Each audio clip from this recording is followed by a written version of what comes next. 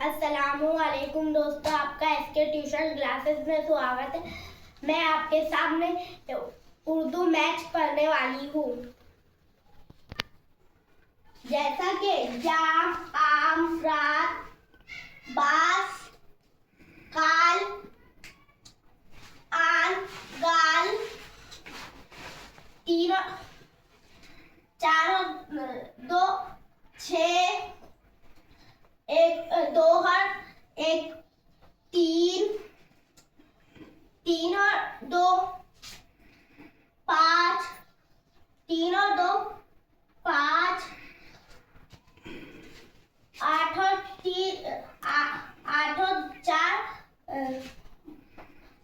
आठ और चार, बारह, बारह के दो, बारह के दो, ऐसे का एक, चार और एक, पाँच, चार और दो, पाँच, सॉरी, चार और दो, छः, छः और तीन, नौ,